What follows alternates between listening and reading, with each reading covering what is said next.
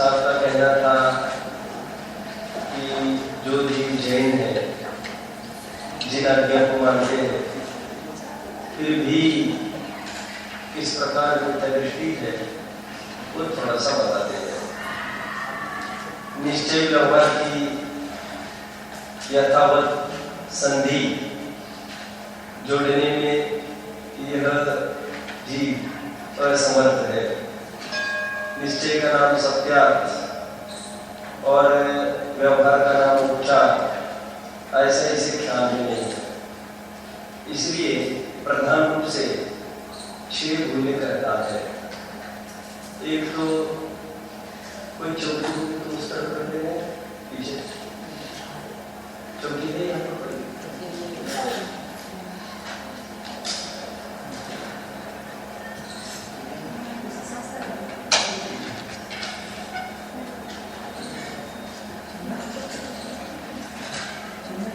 स्वयं को सिद्ध समान मानता है, स्वयं को शुद्ध मानता है, स्वयं को पर्याय केवल मानता है, भाव कर्मों को अपने से भिन्न मानता है, उनको खुदगल भी कहता है। द्रव्य कर्म और मोह कर्म से सर्वथा ही असंबंध दिखाता है और अपने आत्मा के शुद्ध अनुभव में संतुष्ट होता है, उसे ही मोक्ष मार्ग मानता है। इन 6 भूलों पर चर्चा करने के उपरांत हमने क्या क्या प्रवृत्तियां निश्चयवासी दृष्टि करता है उसकी चर्चा प्रारंभ की थी। मुख्यतः से 5 भूलें करता है। एक तो शास्त्राभ्यास का उच्छेद करता है, फिर विचार को विकल्प ठहराता है, क्या चिंतन करना चाहता है, निर्विकल्प हो जाओ, निर्विकल्प हो जाओ, विचार कुछ नहीं करना। फिर तपश्चरण को क्लेश का कारण मानता है। इन 3 बिंदुओं पर हमारी चर्चा चली। अभी व्रत और पूजा, इन दोनों का किस प्रकार उच्छेद करता है इसकी चर्चा हम देखेंगे। सच पूछो तो ये बहुत ईमानदार जीव है, ये कोई छली मायाचारी जीव नहीं है, लेकिन विवक्षाएं ही इसे समझ में नहीं आई। अथवा जब भी प्रवचन में जाता होगा तो उसी दिन जाता होगा जब निश्चय का निरूपण आता होगा। अथवा वक्ता भी कोई ऐसी भूल कर जाते होंगे कि जो निश्चय का कथन आता है उसमें व्यवहार की कुछ न डालते, समझ में आया? तो इस कारण से भी उसका मोह पुष्ट होता है निश्चयावास का। इसलिए टोडरमल के सामने आगे एक जगह ऐसे लिखा है कि वक्ता के लिए अहम जिम्मेदारी है कि वह निश्चय का पक्ष उठाते समय अन्य पक्षों की भी सत्ता को बारंबार बताता रहे। सामने वाले जीव शिथिल हो जाए, स्वच्छंद हो जाए, ऐसा कोई निरूपण ना करे। ये प्रकरण चलेगा 292 पर करीब बना सकेगा। वक्ता के पास भी बहुत जिम्मेदारी दे दी, प्रवचन गड़बड़ नहीं करना जिससे दूसरों को भ्रम हो जाए। सामने वाले को भी बोल दिया तुम रोजाना प्रवचन में आना, और जब भी तुमको थोड़ा कुछ शंका है तुम पूछते रहना, ठीक है? ये तलवार की धार पर चलने समान ये जैन धर्म का आलम्बन है। 6 आवश्यकों का उच्छेद ही कर देता है। देव पूजा, उपासना, स्वाध्याय, संयम, तप, दान, ठीक, जिसमें से स्वाध्याय की चर्चा हुई, तप की भी चर्चा हुई। व्रत मतलब किसको व्रत बोल सकेंगे हम 6 आवश्यकों में?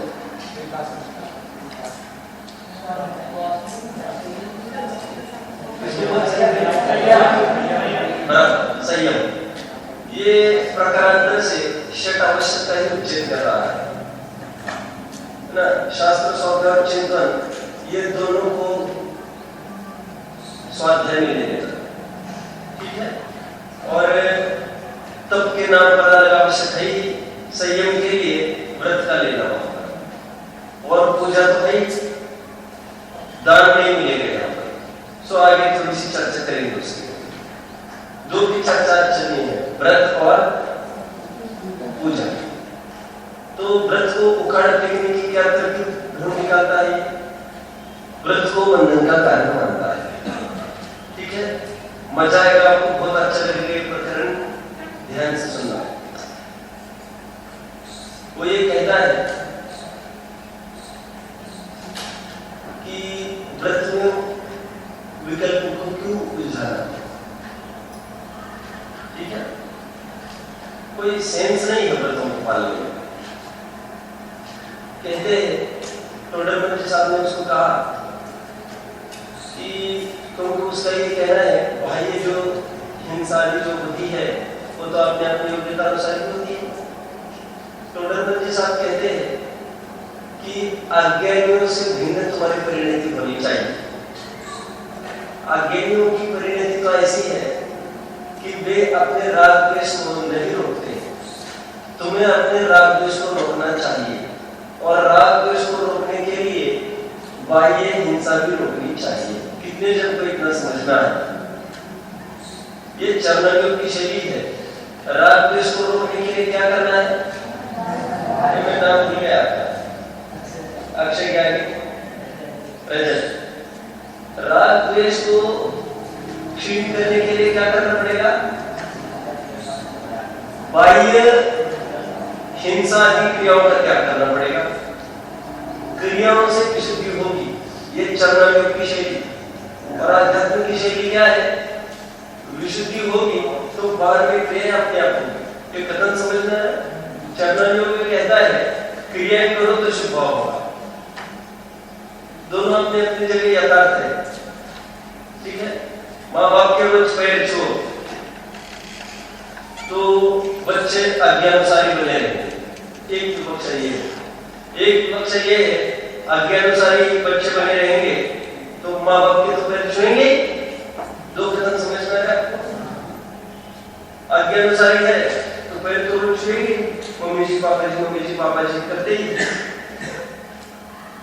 एक अपेक्षा ये है, एक दूसरी अपेक्षा ये है कभी किसी माध्यम से बाप बेटे का कुछ हो जाए तो अब वो पास में भी नहीं आए, शक्ल भी नहीं देगी पिता की। तो इसमें किसी ने ये समझाया तुमको नहीं मानो तो नहीं मानो, तो जाओ कुछ पहले पूछो, अपना काम अपन करो। तो बराबर वो जाता है, रोज पिताजी के पैर छूता है। उस बहाने वो पिताजी को कहता है पिताजी चरण स्पर्श। पिताजी कहते हैं आशीर्वाद बेटा, सुखी रहो, वेद ज्ञान करो, स्वाध्याय करो, समता करो, राग द्वेष का अभाव करो, जीवन में सुखी होने का यही उपाय है। अब ये जुड़ा हुआ है सोर्स बना। आप समझ रहे हैं बात को?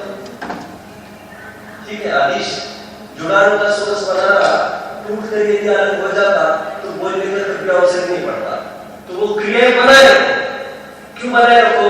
कभी ना कभी फिर वो भाव में आएगी ना रहेगी नहीं, वो प्रेम फिर उमड़ेगा। देखो थोड़ा विचार करो। भरत चक्रवर्ती का बाहुबली का उस तरफ युद्ध है ना, उस तरफ चित्र बना है। ये जानते हो, ये जब आमने सामने आ गए भरत और बाहुबली, दोनों की सेना की आमने सामने सुसज्ज हो गई, लड़ने के लिए तैयार। मंत्रियों ने यह सोचा कि मुफ्त में गेहूं के साथ साथ जीव भी रगड़े जाएंगे, क्या सेंस निकलेगा? दोनों चरम शरीरी है, दोनों में से किसी का बाल बापा होना नहीं। ये कटपीट जाएगी, ये पूरी लाखों की सेना खून खच्चर हो जाएगी। उपलब्धि क्या? हमेशा ध्यान में रखना, मंत्री बहुत बुद्धिशाली जीव होता है, क्योंकि राजा का उपयोग बहुत जगह दौड़ता रहता है। वह ऐसा निर्णय नहीं कर सकता जैसा मंत्री कर सकता है। आप समझ रहे हो मेरी बात को? राजा भी ऐसा निर्णय नहीं कर सकता। देखो मुझे ड्राइविंग बहुत अच्छे से आती है, फोर व्हीलर की बहुत अच्छे से कर लेता हूँ।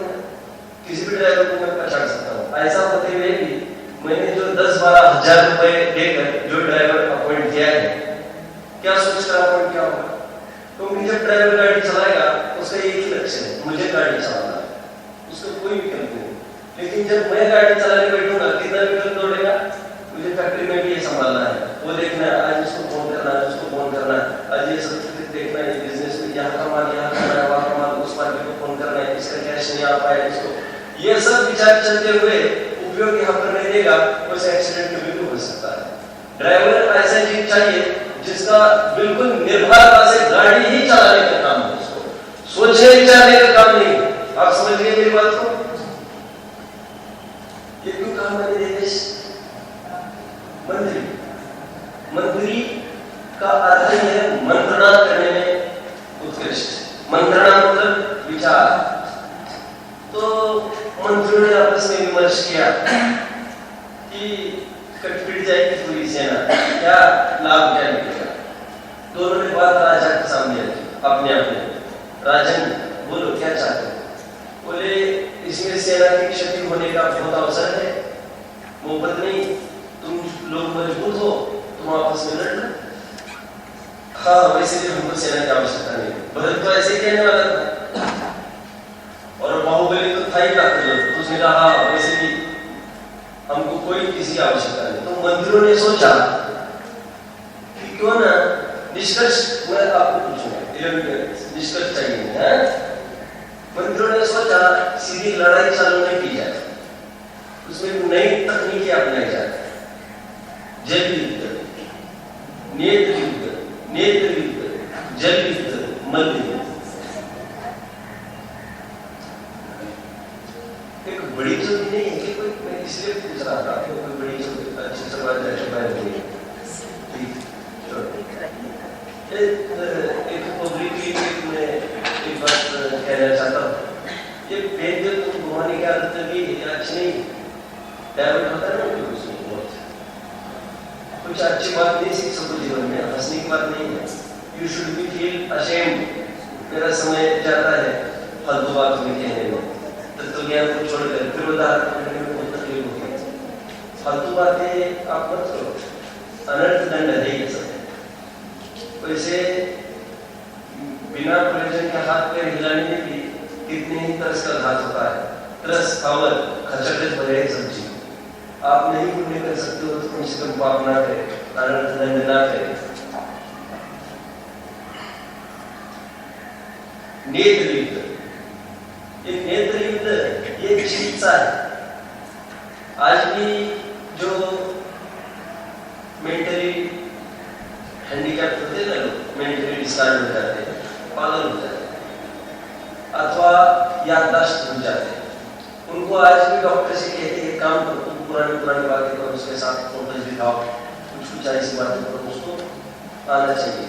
पिछली बात वो अपने आप को रिकॉल करेगा, वो हो जाएगा, सेटिंग हो जाएगा। ख्याल में आता है कि पुरानी सब घटनाएं को उस क्षेत्र पर लेके जाते जहाँ पर खुद खेले थे, कूदे थे, जहाँ पर जो जो घटनाएं हुई थी, जिस खेत में बैठ बैठ कर भोजन किया तो उस पेड़ के नीचे बैठ लेके जाकर बिठाते थे, फिर भोजन पार्टी अरेंज करते थे, रिकॉल करते उस बात।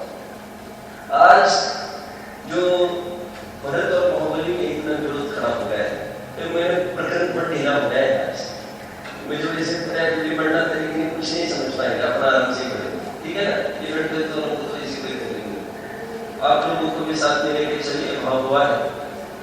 तो हमने सामने जो भरत और बाहुबली आए, अभी एक दूसरों के खून के प्यासे। भरत ने तो ऐलान ही किया है कि आए और सरेंडर करें फटाफट। भरत ने तो पहुंचने ऑर्डर ही जारी हो गया और उसका मंत्री आकर भी बोल रहा है बॉस क्या गया नींद झुक जाओ तुम फटाफट।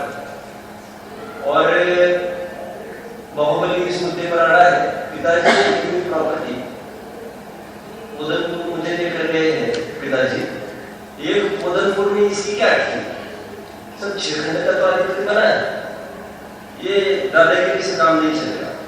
बोले प्यार से आकर मेरे साथ बात करे यहाँ पर as a brother, as a राजा आएगा तो फिर उसको नानी याद दिलाऊंगा। नानी कौन होगी इसकी वजह से, जो भी होगी उसकी नानी तो इसकी भी नानी होगी, नहीं होगी, अलग अलग बातें। अलग अलग मार्केट दिखा, एक नंदा का था, एक सुनंदा का था। तो आमना सामना हुआ तो मंत्रियों ने सोचा, अरे ये जब आपस में लड़ने लग जाएंगे तो बहुत तकलीफ करेंगे। पता है ना ऐसा, जब महाशक्तिशाली दो पार्टीज आमने सामने खड़ी होती है तो संपूर्ण विश्व उसकी लपेट में आता है। साक्षी है इतिहास इसका, battle war between USSR and America, सबको पता है, और पूरा विश्व उसकी चपेट में आता है। इराक और अमेरिका में युद्ध होगा तो चपेट में कोई नहीं आएगा, सब अपना अपना रास्ता भोजन सबका चलता रहेगा। मुस्लिम कंट्रीज थोड़े बहुत उनको हेल्प करेंगे, अमेरिका को तो हेल्प की आवश्यकता नहीं। थोड़े बहुत जो मुस्लिम कंट्रीज है वो थोड़े हेल्प करते रहेंगे, ईरान है, अफगानिस्तान है, आदि आदि आदि आदि, ये क्या है और वो सब बचना ही चाहेंगे। लेकिन जब मेजर पार्टीज आई टक्कर में तो सब अपने अपने को अपनी तरफ खींचने लग जाएंगे और the entire world will be divided into the two parts. फिर तीसरा कोई नहीं आएगा और फिर दादागिरी करके भी या तो उस तरफ या तो इस तरफ, नहीं तो आप हम तुमको खत्म कर देंगे। इस न्याय से आगे बढ़ते हैं तो फिर वो होता ही है। तो भरत और बाहुबली तो बिल्कुल ऐसे ही था। अभी दोनों तो फिर दोनों आमने सामने आ गए तो उन्होंने कहा कि यदि लड़ाई होगी तो खूब आक्रोश हो सकता है, तकलीफ होगी, भले ही मरेंगे नहीं, लेकिन इनने उसको गाली भी दी तो इतने में भी आग लग सकती है। सेनापति चुप थोड़ी रहेगी, हमारे राजा को गाली क्यों? तो कह रहे इनमें कुछ ऐसा सामंजस्य बिठाने का प्रयास किया जाए। मैं निष्कर्ष पूछूंगा आपको, सामंजस्य क्या बिठाया? कह रहे एक दूसरों की तरफ देखें। आजकल गेम्स खेलते हैं ना, जिसको कहते हैं अपने एक दूसरों की तरफ देखेंगे और the one who will win the first will lose the game, ऐसा होता है। कहते वो भरत से चालू हो गए, क्या मालूम, तो देखते रहो एक दूसरों की तरफ। तो उस देखने में वो एक दूसरों के प्रति प्रेम हो सकता है। नहीं तो ऐसे भी कोई युद्ध हुआ होगा कभी? आज तक तो ये सुना है नेत्र के वो कटाक्ष से, महिला के कटाक्ष से ये घायल हो गया पुरुष, लेकिन ये कैसे युद्ध चल रहा है इनका? अब इसमें क्या होगा? तो एक दूसरों की तरफ देखते हो। ये मंत्रियों की एक प्रकार से चाल अथवा एक समझ करो, चाल नहीं कहते उसको समझ करो, प्रॉपर अंडरस्टैंडिंग थी। इनको आमने सामने खड़ा करो, नहीं हो रहा है काम, एक काम करो और निकट लेके जाओ। क्या? जल युद्ध। वो याद करेंगे बड़े छोटे भैया कैसे पानी में खेलते थे एक दूसरों के साथ, तो एक दूसरों के ऊपर पानी उछालने लगते थे। पानी उछालने गेम नहीं है तो सभी को पता है, इसमें युद्ध का क्या काम आ गया? और फिर अंत में मल्ल युद्ध भी जो करने का था निहत्ते, तो उनको याद आया एक दूसरों को स्पर्श होगा, तो एक दूसरों के स्पर्श में आपकी अपनी जो भूली हुई यादें हैं तो फिर से उजागर हो जाए, भाई बनेगी। और बचपन में कैसे लड़ते थे वो याद आ जाओ। स्पर्श का ऐसा माध्यम है, आज मेडिकल साइंस को टच थेरेपी कहता है। टच थेरेपी ऐसी थेरेपी है, आप किसी को भी, जैसे तुषार बहुत नाराज हो गए, परेशान है, तो तुषार तो ऐसे ही बैठता है, लोड जल्दी चाहिए तुम्हें, तुम स्वयं ही लोड हो बोल रहे सर, तुम अच्छे से बैठो, सीधा ऐसे बैठो, पूरा झुक जाता है। इनकी लाइफ तो हो जाएगी पूरी डेंजरस, इतनी मजबूत थोड़ी है ये। सुनो क्या बोल रहे हैं, क्या बोल रहे हैं? तो एक पद्धति थी, फिर मल्ल युद्ध का ये एक पद्धति थी, लेकिन वो नहीं हो गई, बात सफल नहीं रही, तो अंततः आगे चक्रायुद्ध चला गया। मेरा ये प्रश्न है, ये क्या दिखाता है? बस निष्कर्ष तक पहुंचना है। बहुत अच्छा, जो सही उत्तर देगा, अब दिक्कत तो कि उसको एग्जाम में भी अच्छे मार्क्स मिलेंगे, बिल्कुल घबराने की आवश्यकता नहीं है। बात की इंप्रेशन के संकल्प देगा क्या? बोलो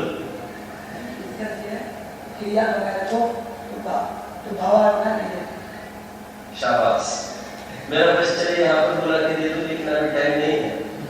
और एक बीच में एक लाइन कोई डाल देगा, एक उदाहरण को जोड़िए, एक बीच में उदाहरण में चलाया तो मैंने आज्ञा की, उसको कोरिलेट करो। बोलो बराबर।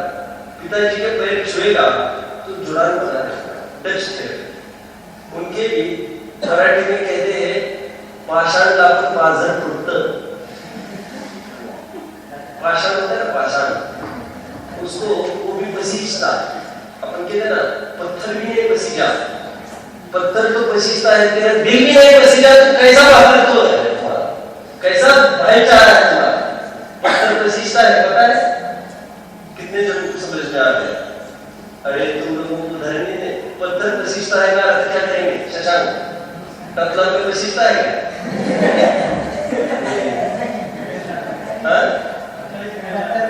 पिघल जाता है।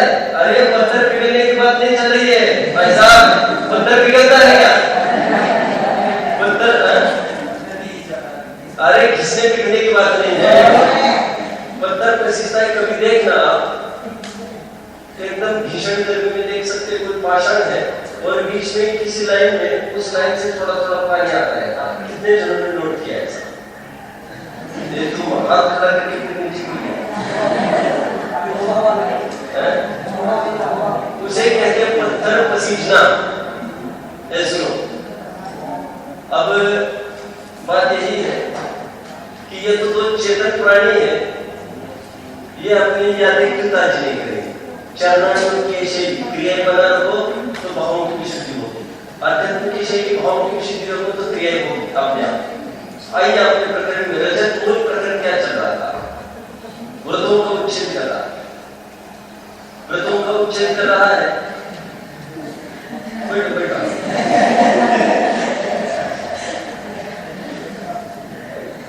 व्रतों का उच्छेद करता है। तो धर्म जैसा उसको ये कहते हैं तो उसको बंधन का कारण कैसे मानता है? ठीक है, मैं आपको बहुत अच्छे लॉजिक बताऊंगा तो आपको अच्छा लगेगा। मैंने कहा आज तुम दिन भर कहीं नहीं जाओगे, यही बैठो, तो आपको बंधन लगेगा कि नहीं लगेगा? और सभी इसको स्वीकार करेंगे, बंधन ही नहीं तो और क्या है? अच्छा जेल में रखेंगे तो बंधन नहीं करेंगे, जेल में तो स्पष्ट ही बंधन है। लेकिन मैं ये कह रहा हूं जिसको दुनिया से बहुत खतरा है, वो जानबूझकर कुछ ना कुछ ऐसा करते जिससे जेल में चले जाए। तो पता है जिससे वे इतनी बड़ी सिक्योरिटी वो अंडरवर्ल्ड के भाई लोग, भाई मतलब भाई ये दूसरे प्रकार के भाई, विजातीय भाई, तो ये भाई लोग लगे हमारे पीछे, ये कब तक हम क्या कर रहे कोई ठिकाना नहीं। अच्छा है उस पर्वत पर तो अंदर चले जाओ, वो रात दिन ये चाहता है मैं बाहर ना निकलूं, बाहर निकलूं तो जान चली जाए। जिसको जगत में संकट दिखता है उसको याद रखना बंधन नहीं दिखता। उसके दिल को पूछो तुम्हें बंधन दिखता होगा इस घड़ी घाटी। ठीक इस प्रकार समय दृष्टि को एक जगह बंद के एक जगह रहना उसको बंधन नहीं दिखता, उसको लगता है अच्छा है बहुत संकट बच गया। आज भी बहुत लोग कहते हैं उबला पानी की आदत अच्छी नहीं है। हम घर में सब उबला पानी पीते हैं, 24 आवर्स पूरा खोलता हुआ पानी का, दिन भर यही पीते हैं, कोई दूसरा लोग आगे से प्राशुद्ध किया हुआ पानी नहीं पीते। तो लोग ये कहते हैं, पहले कहते थे, लोग डरते होंगे अभी आज बोलने को, पहले नए तो कहते थे ये आदत अच्छी नहीं है आपकी, कैसी उबला पानी पीने की। क्यों इसमें क्या डिफेक्ट है कोई बताएगा मुझे? इसमें डिफेक्ट ये है कि उसको दूसरा पानी बचता नहीं, संकेत दूसरा पानी बचता नहीं फिर उसको, वो कहीं भी जाएगा देख लेना दूसरा पानी पिया और बीमार हुआ। 5 साल तो उबला पानी पियो आप, रात दिन रात में तो नहीं पीता ही नहीं, दिन में पिएगा अब उसको हो जाता है इसी हैबिट बॉडी को। दूसरा कोई भी पानी बिना उबला पीता है उसको बीमार होगा ही होगा। तो कभी आदत अच्छी नहीं है, फिर कहीं भी जाना पड़ता है, कहीं जाना पड़ता है, इनका ये आदत है। तो मैं उनको ये कहता हूँ जाना कहाँ है, तो इस बहाने से तो हम बाहर जाने से रुक जाएंगे। ये तो जिनको खूब घूमकर डुबकी वाले लोग हैं, खूब घूमना फिरना है, उनको तो बंधन दिख सकता है, लेकिन जिनको कहीं घूमने फिरने की आशा ही अस्त हो गई हो, उसको ये बंधन कैसे दिखेगा? उसको लगेगा स्वतंत्रता। अभी कोई बुलाने वाले भी हमको नहीं बुलाते, क्यों? भाई इनको बुला तो इनको बुला पानी चाहिए, फला चाहिए, ठिकाना चाहिए, इनकी कोई व्यवस्था करे। ये तो 25 जन एक तरफ, ये एक तरफ, इनकी कौन भगत करे? नहीं आए तो अच्छा। मैं क्यों कहना चाहता हूँ, वो तो बंधन तो हम देखने की दृष्टिकोण है हमारा बंधन का, समझ में आया? अज्ञानी कहता है व्रत तो बंधन है, टोडरमल जी साहब कहते हैं ऐसा तो अज्ञानी मानते। तू तो स्वयं को जैन मानता है, रात दिन स्वाध्याय करता है, जैन है ना? निश्चय दृष्टि स्वयं को दृष्टि थोड़ी मानता है, वो तो आगम का अनुसार जैन मानता है स्वयं को। कहते हैं ये तो अज्ञानियों की परिणति है। कैसी? क्यों राग द्वेष को रोकने का प्रयास नहीं करते? तो तुम उनसे अलग कैसे हो? तुम राग द्वेष को रोकने का परिणाम करो, और उसके लिए राग द्वेष को रोकने के लिए तुम्हें क्या करना पड़ेगा? बाह्य हिंसा आदि से तुमको निवृत्त होना पड़ेगा।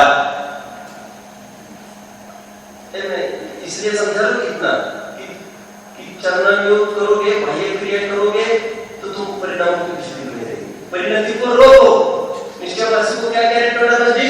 परिणति को रोको, अथवा तुम्हारी परिणति अथवा तुम्हारा सब व्यवहार अज्ञानीवत सिद्ध हो जाएगा। परिणति को रोको। परिणति को रोको मतलब राग द्वेष से जाने से बचाओ, और उसके लिए क्या करना पड़ेगा? बाह्य हिंसा से निवृत्ति ले। अरे व्रत का निरूपण चल रहा है ना, पापों की निवृत्ति को ही तो व्रत कहते हैं। कितने जन समझ रहे 11th वाले? कितने जन नहीं समझ रहे 11th वालों में से? ठीक है, आगे बढ़ते हैं।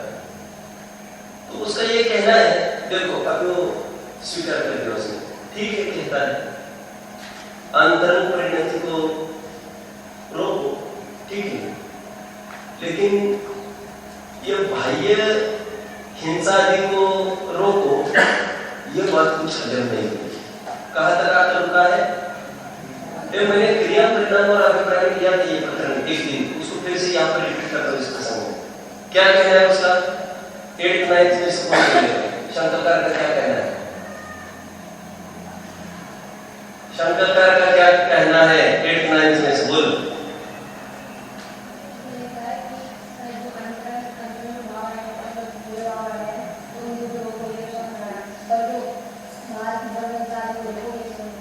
ऐसे क्यों बोलता हूँ? निश्चयवासी नहीं, वो कहता है बाह्य हिंसा का क्या क्रियाओं का तो तद्दंड है एक बात, और वो ये कहता है कि परिणामों को तो रोको, क्योंकि राग द्वेष होना अच्छी बात नहीं है। अब यहाँ तक वो आ गया है, यदि निश्चयवासी, लेकिन क्रियाओं को उखाड़ने की बात क्यों करते हो?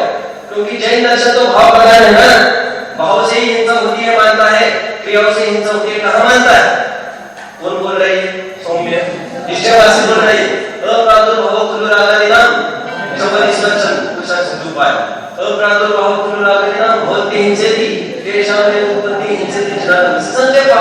राग द्वेष की उत्पत्ति हिंसा है। बाहर में कुछ भी नाटक हो, हमको मत पकड़ो, हम राग द्वेष नहीं करेंगे। अब तो ठीक, टोडरमल जी साहब उसको ये कहते हैं, बाबा तू कहता है कि राग द्वेष नहीं करेंगे, बाह्य हिंसा होगी, होने दो। कह रहा ऐसा नहीं, कह रहे क्योंकि अंदर का भाव नहीं होगा तो बाहर की क्रिया भी होगी ही नहीं।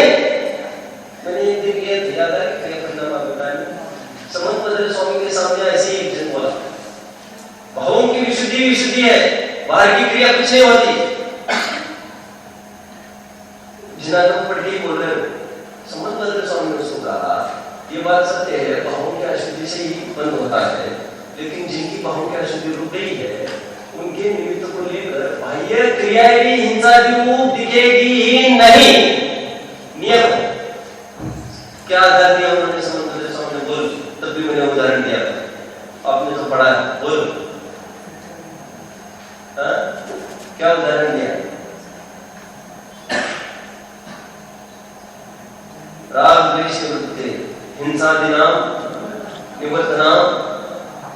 कृति बहुता क्या है? आगे क्या लिखा? अनपेक्षितार्थ वृत्ति कह पुरुष सेवते नृपते। कहते हैं जिस आदमी को धन की आवश्यकता नहीं है वह कह सेवते नृपते, वह राजा की सेवा क्यों करेगा? जिनके भाव हिंसा नहीं है उनके द्रव्य हिंसा भी कैसे होगी? ये माना द्रव्य हिंसा से कोई बंध नहीं, भाव हिंसा से ही बंध है, तो ठीक है ना? फिर नहीं है बंध तो द्रव्य हिंसा को क्यों मना कर रहे हो? क्योंकि भाव हिंसा का द्रव्य हिंसा का निमित्त नैमित्तिक संबंध है, वो तुम्हारे परिणाम बिना हो ही नहीं सकती। बाहर की क्रिया ऐसी निमित्त नैमित्तिक संबंध है, समझना? तू छद्मस्त है, छद्मस्त की संपूर्ण क्रियाएं परिणाम पूर्वक ही होती है, उद्यम पूर्वक ही होती है, उद्यम पूर्वक कार्य करता है और कहता है क्रियाओं में हमको मत पकड़ो, ये नहीं चलेगा। जब तुम्हारी प्रतिमावत ऐसी दशा हो जाए तब तो हम ऐसा ही मानेंगे। क्या बोले टोडरमल जी? इसका अर्थ समझ लिया? प्रतिमावत दशा मतलब जब भगवान जैसा अवस्था हो जाए तुम्हारी, वे चल रहे हैं, फिर रहे हैं, उपदेश दे रहे हैं, तो उसमें तो राग द्वेष कारण नहीं है। क्या कहा? उनके जितनी भी क्रिया हो रही है उसमें राग द्वेष निमित्त नहीं है, लेकिन तेरी जितनी भी क्रिया हो रही है उसमें राग द्वेष निमित्त है। छद्मस्त तुम्हारी छद्मस्त दशा है, प्रतिमावत दशा होने लग जाए तब हम भी ऐसा स्वीकार करेंगे। कैसे स्वीकार करेंगे? कि बाह्य क्रियाओं से कोई बंध नहीं होगा। 11th वाले सब समझ रहे हैं अच्छे से? व्रतों को बंद करना नहीं कहता है। अभी देखो मुद्रा बदल रहा है, ये बोल रहा है ठीक है ठीक है, अंतर परिणति के साथ साथ बाह्य हिंसा को रोक, ठीक है, लेकिन बहुत मीठा लेकर आते थे इसको, लेकिन प्रतिज्ञा नहीं देंगे। क्या प्रतिज्ञा नहीं? टोडरमल जी साहब ये कहते हैं जिसको करने की आशा हो उसी की प्रतिज्ञा नहीं लेता, और प्रतिज्ञा नहीं होगी तो बारंबार मनना चाहेगा वो क्रिया करने को। अब तो समझ में आ गया, इसलिए बुद्धिपूर्वक प्रतिज्ञा लेना। टोडरमल जी साहब क्या कह रहे हैं? प्रतिज्ञा नहीं होगी तो क्या होगा? जैसे फॉर एग्जाम्पल देखो, मुझे कोई कहे भाई साहब आप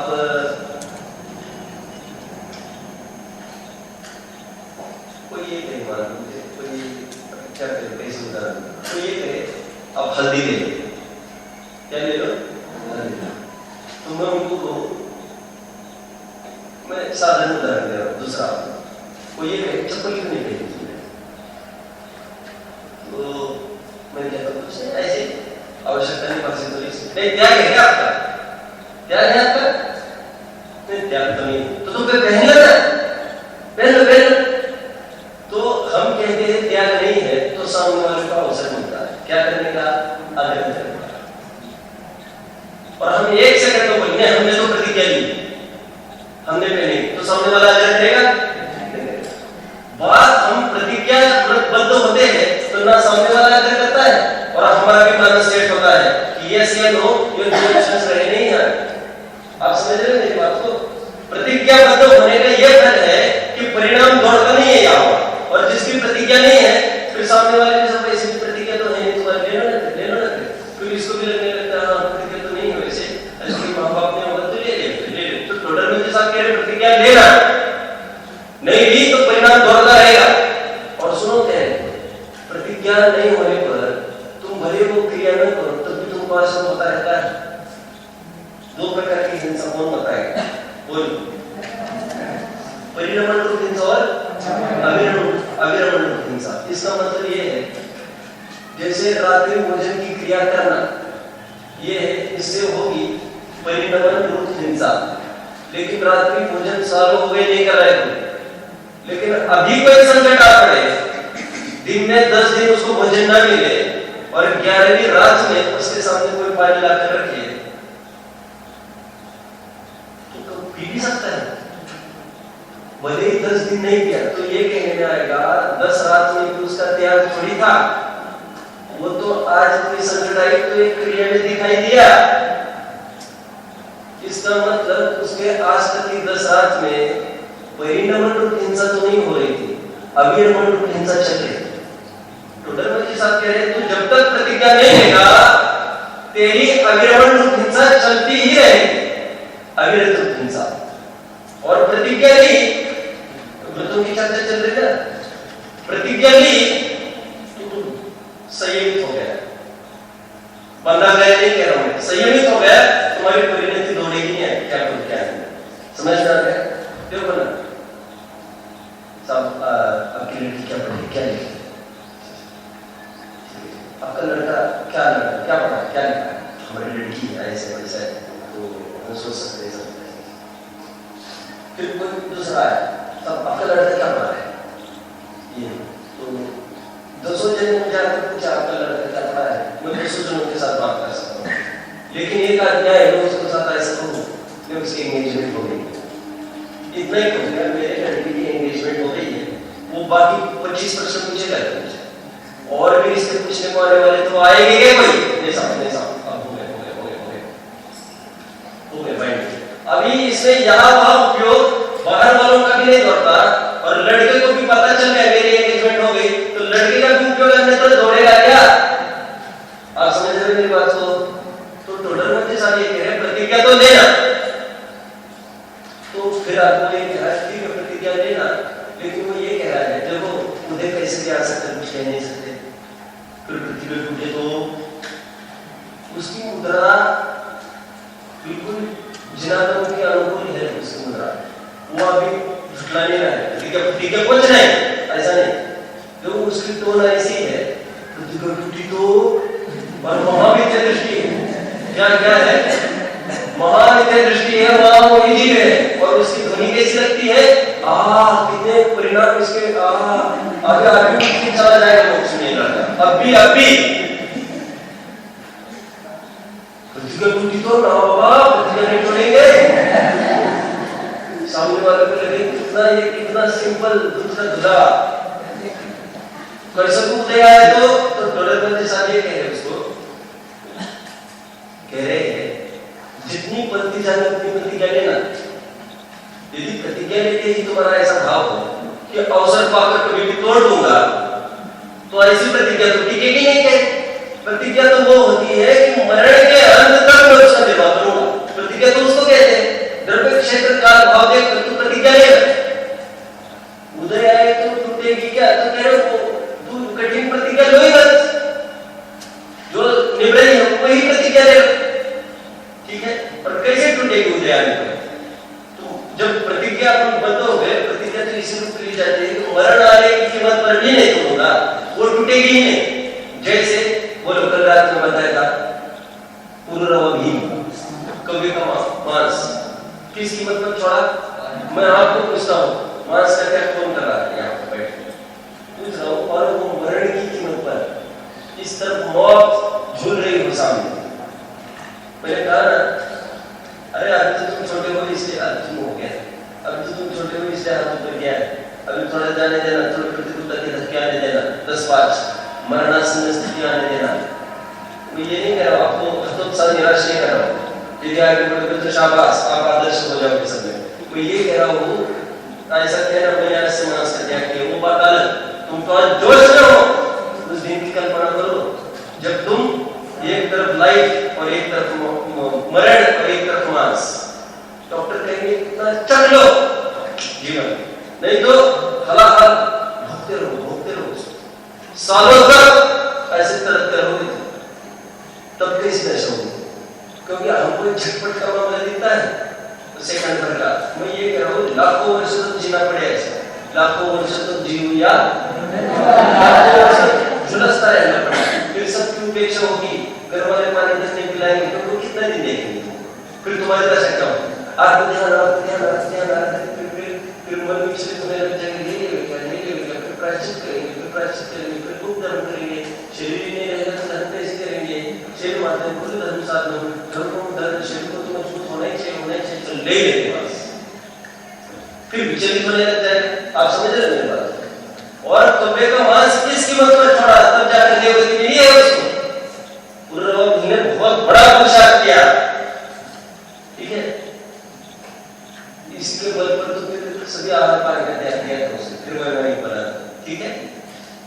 वो कह रहा है कैसा भी उदय आ सकता है, फिर व्रत टूटे तो टोटल साहब उसको क्या समझाया, दूसरी टोन में समझाया कि ऐसे उदय की आशंका से तो कुछ भी कार्य नहीं कर सकेंगे। तो क्यों रसोई बनाने लगे लेकिन अंतराक्ष आया तो कोई रसोई में बच्चा आकर गिरा तो फिर तो रसोई नहीं बना सकेंगे। क्यों नहीं बना सकेंगे? क्योंकि तब ऐसा कि बच्चा इतना 4 घंटे की मेहनत चौपट हो जाएगी ना पूरी। अब समझिए अचानक मैंने पूरी रसोई बना दी, बनाकर अचानक चक्कर आकर बेहोश होकर गिर गया तो फिर मुझे कैसे करूंगा? रहने दो। अभी आप लोग तो साल मेहनत कर रहे हो, तक पढ़ेंगे, फिर ये करेंगे, वो करेंगे, खूब दुनियादारी करेंगे, लेकिन किसको लेकर कर रहे हैं? खूब अच्छा। और आपको भविष्य वाले कोई पता है कि आपका साहब 20 years राम नाम सत्य मनन 20 years बहुत हो गए, कोई इसका उम्र चल गई 7 साल। तो मेरा ये प्रश्न है, अभी कर्तव्य के नाम पर क्या दिखेगा? डीपीएस दिखेगा? क्या दिखेगा? दिखेगा क्या? अभी लगे क्या करना है इसमें? मैं क्यों बता रहा हूं ये? टोटल में जिस साथ के उदय को विचारेंगे तो कुछ ही करना नहीं बनेगा। फिर एक चीज नहीं कर सकते तू कपड़े क्यों धो रहे साहब? फिर पहन के मुझे जाना है, कहा तो कोई शादी में जाना है मुझे, और शादी अचानक पानी बरस और शादी ना हुई तो, और अचानक तुम्हारी गाड़ी एक्सीडेंट हो गई तो कुछ नहीं कर सकेंगे। क्यों साहब? कहा जाए क्लास को जा रहे, बीच में बंदर ने आकर तुमको पकड़ के लेके गए तो फिर करने बैठो लंगूर कहते ना उसको, लंगूर आएगा बैठेगा तुम्हारे से पर देखना तो चाहता है इसमें। अरे इससे तो कोई कर्तव्य ही नहीं खड़ा होगा। हम जो लेके कार्य कर रहे हैं किसको लेकर कर रहे हैं? कोई भविष्य को लेकर कर रहे कि नहीं कर रहे? फिर तो कुछ भी गारंटी नहीं होगी। हम पढ़ाई कर रहे, क्यों कर रहे? देखो सुनती पे ज्यादा पढ़ाई मत करो, सुनो पेपर लीक भी तो हो सकते हैं। हाँ फिर क्या किए? फिर तो पढ़ाई नहीं कर सकते। और सुनो एग्जाम कैंसिल भी तो हो सकते हैं, फिर पढ़ाई नहीं करेंगे। फिर एक प्रकार से क्यों कर्तव्य मूड हो जाएगा कि उदय को विचार के यदि तुम प्रतिज्ञा कर लोगे तो फिर लोग में बाकी के कार्य कैसे कर सकते? बाकी के कार्य तो करता रहता है, तो फिर प्रतिज्ञा में क्यों शिथिल होता है? आप समझ रहे हो? ये कहकर टोडर के सामने उसको कहा कि तू प्रारब्ध अनुसार ही सब होना है, ऐसा क्यों नहीं मानता? प्रारब्ध आएगा, प्रारब्ध तो सब भाग्य उदय ऐसा आएगा, प्रतिज्ञा टूट जाएगी। ऐसे में तो कोई कुछ भी डिसीजन आप नहीं ले सकते।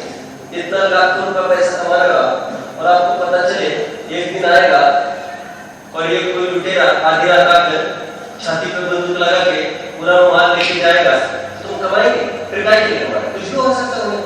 तो हम वहां पर उदय नहीं विचारते, कुछ भी कार्य करते समय पुरुषार्थ जो बस होगा देखेंगे। उसी प्रकार प्रतिज्ञा लेते समय तुमको बहुत उदय को नहीं विचार के तुमको जितना बोले अच्छे से तुम ले लो, बिल्कुल ले लो। ऐसे प्रकरण मुझे सामने यहाँ पर होगा। ठीक है, ये प्रकरण अपना पूरा हुआ, समय भी पूरा हुआ है। पूजन का आज नहीं दे सके और व्रत की पूरी चर्चा की है। पूजन का हम रात में लगे हैं पाठशाला देख लें। और सुनो, कुछ भी शंका है तो आपको, मैं दिन भर बैठा हूँ, आप चाहे जो मैंने कल भी संकेत किया था, कुछ भी प्रश्न, एनी क्वेश्चंस आप आकर मुझे पूछ सकते हैं।